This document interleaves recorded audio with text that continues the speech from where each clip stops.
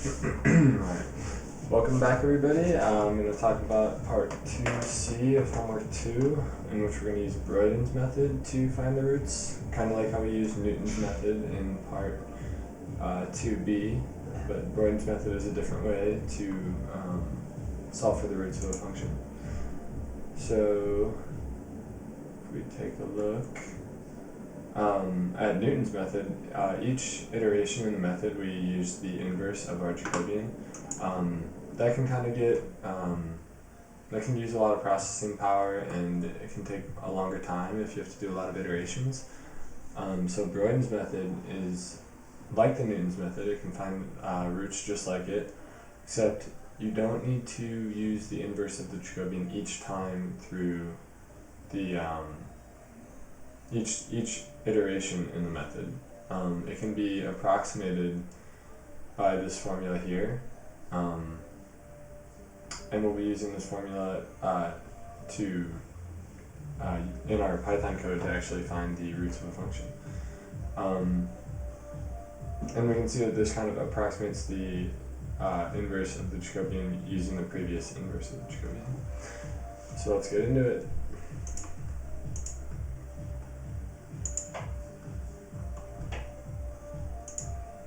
Alright, so we want to define our function Broyden.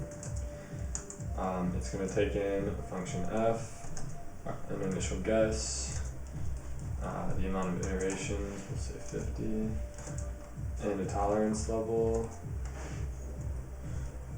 -10.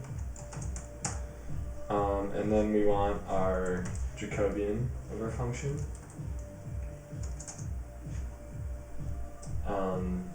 So for now, for an initial placeholder, we'll just do the,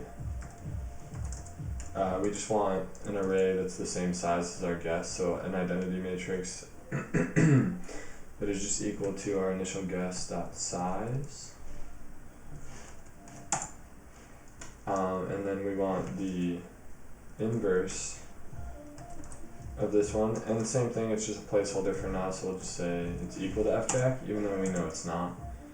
And then we want our initial function value, so f0 equals the function at our initial guess.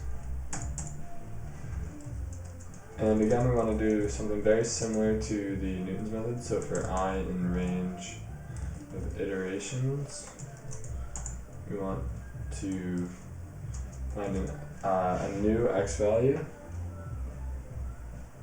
So the new x value is going to be equal to our initial x value minus our inverse matrix multiplied by our initial function value. And then we also want the new function value at this value of x1. And then again, similar, if our value that we calculate is less than our tolerance, we're going to want to break from the loop because we know we found our root. So here we go. So JNP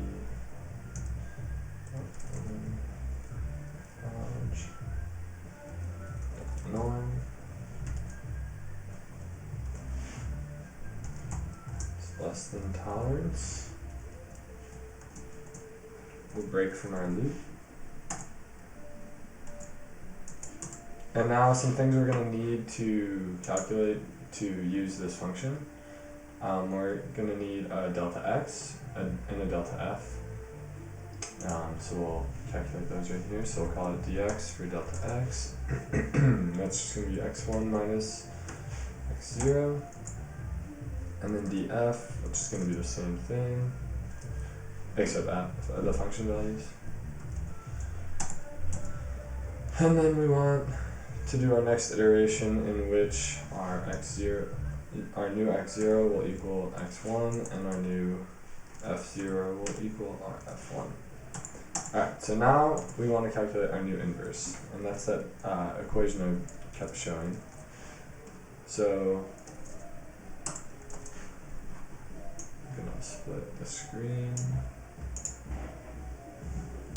So our new inverse that we'll use in our next iteration with Broyden's method can be approximated with this. So it's the old inverse plus our dx minus old inverse matrix multiplied with our df that we calculate. This is divided by our dx transposed, which is what this t is telling us. Matrix multiplied by our old inverse, matrix multiplied by df. And then this whole thing is multiplied by our dx transpose again, matrix multiplied by our old inverse. And now we have the new inverse that would be used in our next step. In here, we're going to want to return the value of x1 for I in range. Alright, so now we can call on our function, our Broyden's method function, and we'll feed it function fun that we used earlier. We use this for the Newton's method, and we know the roots, so it'll be easy to check. We want to give it an initial guess, so we'll say jnp dot array, and we'll just do 0, 0. Alright, so I'm going to print out something that'll let us keep an eye on what's going on, so we'll print out the iteration we're at, as well as the point we reach. Again. So we reached that NaN, which is just infinity, so we can see our numbers are very large. So to fix this, we want to introduce a step change. So we'll bring this back full screen. Step size adjustment. So instead of doing a full step to our next iteration, it'll just be something we choose, but smaller than the step we would take. So that can be done with another loop that we'll add in here. Basically, we want to do that when f1 is greater than f0, because we always want to make sure f0, our f0 is greater than our f1. So if that's not the case, we want to take a smaller step. So we'll add in this while loop. So while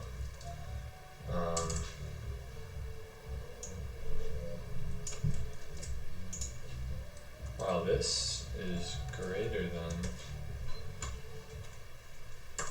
f0, we want to adjust our step. So first we want to actually redefine our variables to be defined, so it's our step change already. So our initial step is going to be 1. And how we're going to do this is we're going to redefine this x1 term as a dx. So if we take a look at what dx is, it's x1 minus x0. So we know that our dx, if we want to define it like that, will just be the negative, what we have left. And then we still want to recalculate x1. So now x1 is going to be defined as x0 plus dx. And our normal step change, like I said, is 1. But when this is the case, we want our new step change to be equal to, we'll say, 75% of the normal step change. And then we want to recalculate an x1 value. So we'll do it the same way, except this time we just want to do our smaller step that we defined. And then we'll calculate a new f1. So we can run that and run that. Alright, so now we can see that we don't run into that issue of our numbers growing exponentially. We reach kind of a point, not exactly the point we want, 0.84 and 0.158. but we reach a point and it doesn't continuously grow, which is good. So we can also print out our n, because it looks like we're running into a different issue. So it kind of gets past the point we want to get to. And it looks like this happens when n is like super small. So that is, in this case, that's when we're going to want to actually use the inversion of the Jacobian, kind of like how the Newton's method does, but we only have to use it when that scenario occurs. So in this while loop, we want to add another if, and basically say if n is less than 1e to the negative 5, that's when we'll actually want to use the true inverse of our Jacobian. So we'll say inverse fjac equals np dot linalg dot inverse of fjac at x0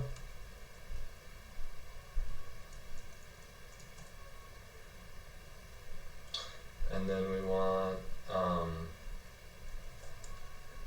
to calculate our new dx as well. So our new dx is going to be done the same way.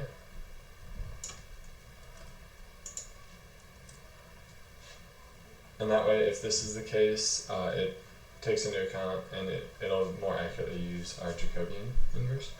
So now if we want to come up to the top, we can get rid of these placeholders I called. When we call in this function, we'll want to feed it the Jacobian of our function. And then we can get rid of this here. And then we want to make the inverse function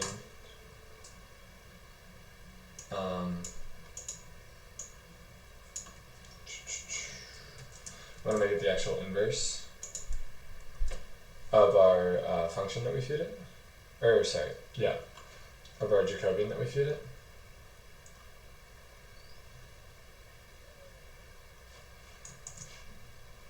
And now, so we're going to have to feed our Broyden something a little different this time.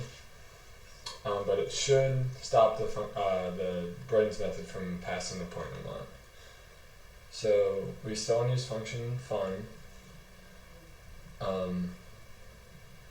but now we want to take the Jacobian of this function first. So we'll do that with jax.Jacobian.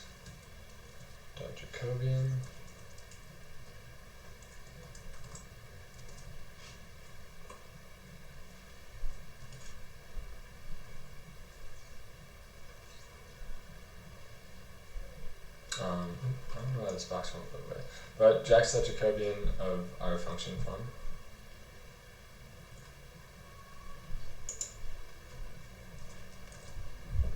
And we'll call that fjac. And now, like I said, for Broyden's method, we're going to feed it the function, our initial guess, and then also our Jacobian.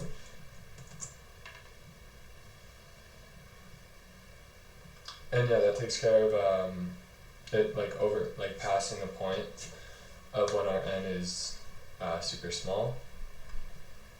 And if we look, we got a root of 0.841 and 0.158.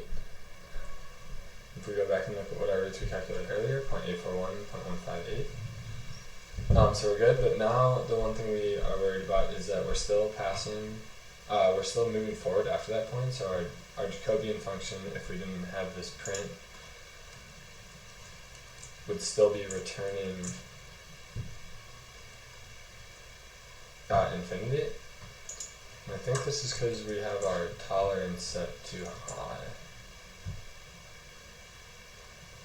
So if we lower our tolerance, just so we don't have to be like 1 e to the negative, or 1 times 10 to the negative 10th is a very small number. If we take it to 1 times 10 to the negative 5th, looks like, yeah, we don't run into that issue, and we can get rid of this print. And our Broaden function returns the roots of the function we feed it. 0.84116, 0.84116, and 0.1588, 0.1588, so looks good. And in the next part, I will be deriving Broiden's method. Thank you.